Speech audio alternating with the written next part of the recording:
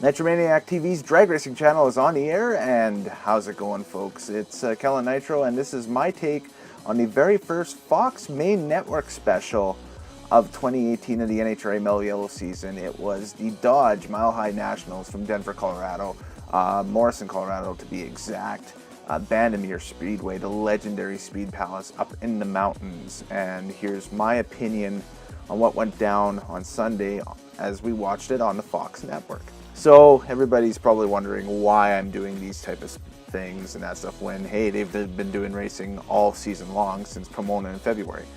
We don't get those in Canada. I this year bought the NHRA All Access Pass and have been watching it all season on All Access up until this point this weekend. This past Sunday's race was the very first race of the year that we were able in Western Canada to watch as it happened live on our television screen with Dave Reef, Tony Petragon, Bruno Masso, and the entire crew providing the play-by-play, the commentary and everything on there, just because of the CRTC and the weird squabbling they're having with Fox over the Fox Sports Racing channel. Eastern Canada has it, Western Canada doesn't, I guess, so that's the thing. So if you're a bureaucrat watching this from the CRTC, let us have our GD racing channel, all right?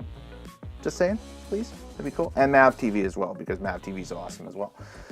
But anyways, my thoughts on the race itself. The event winners, I love the way that the funny car ladder shook out into the second round. You had all the top teams going one-on-one against each other. You had Force's team versus DSR. You had Coletta's.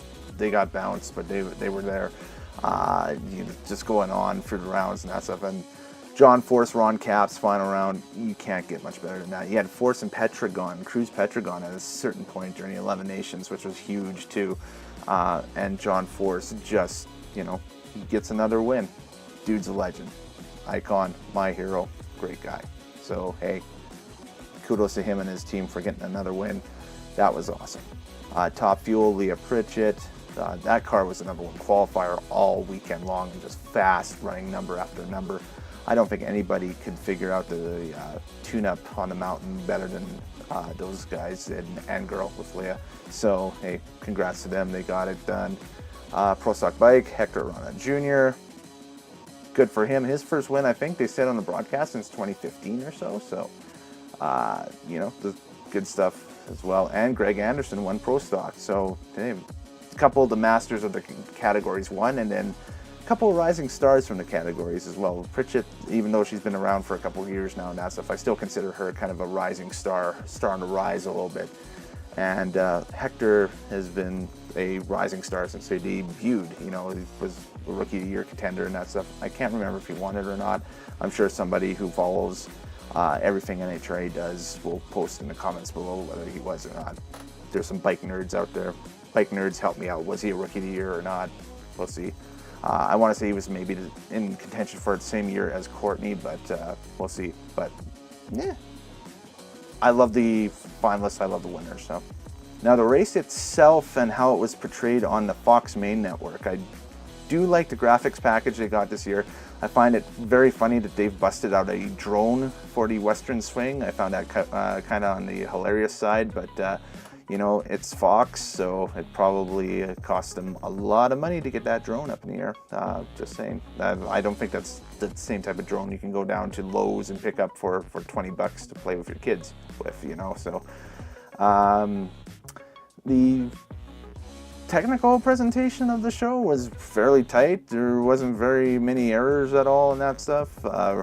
Reef may have made a couple of faux pas, but as you're calling action live, that'll happen. And I think that they're just getting better and better with each race as they announce it and that stuff. I think that, give them a little bit of time and they'll be up there with, that Mike Joy, Darrell Waltrip, Jeff Hammond tandem from years back with NASCAR. They just need more time and more effort and more kind of, I guess seat time together would be it. I mean, it's ironic to say almost 3 years into the deal, but they're slowly finding themselves here and that stuff. And yeah, I think the broadcasts are sounding as good as always and that stuff, and I think their coverage is second to none. So it's they've been doing a lot of good stuff for the sport as well, and You just need to nail down that consistent time slot every single week, and they would have, I think, a pretty cushy deal there. Definitely a bigger crowd view than IndyCar for sure, because man, I don't know. IndyCar's like, I think the last IndyCar race I watched was the 500. That's it.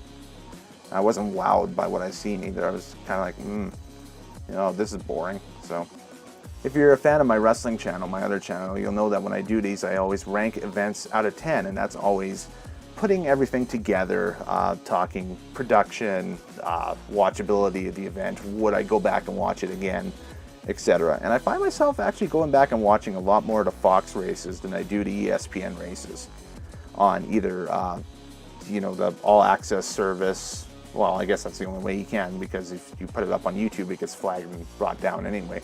But I find myself doing that a lot more with the All Access service, going back and watching the Fox races, than I have been going on YouTube and watching the old ESPN races and that stuff.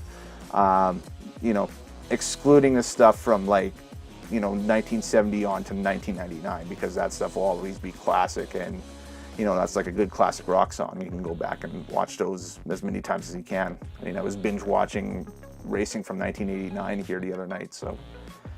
But for this one, the 2018 Dodge Mile High Nationals, I will give the full event an 8 out of 10. A must watch. If you haven't seen it, go check it out. Shell the money out, get the All Access service, and go check it out. I mean, it's out there for you, and it'll be up on the service, I think, probably from the next week or so too. I'll do a more in-depth video with my experiences, both positive and negative, with All Access a little bit later on in the year, because there's been some positive experiences with All Access, and there's been a lot of negative experiences with All Access as well, let me tell you. But for right now, I'm Kellen Nitro, Later Days. Thanks for sitting through this, and I'm planning to do another one of these after Sonoma, so which is next weekend. So if you like this type of stuff, let me know, and I'll do more of them. If not, then hey, it gives me more time to focus on the stuff you guys really like, which just seems to be the race coverage, which is cool enough with me as well.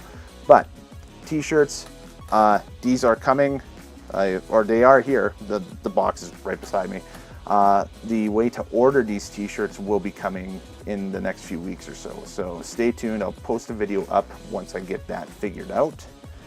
Just gotta play around with some, try to figure out how I'm going to sell these via the web. There's a couple of options that I got. I'm just trying to figure that out now at this time.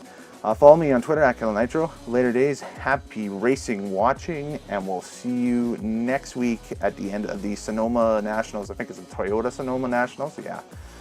And we'll discuss those events over that weekend, and we'll see you next time. Take care.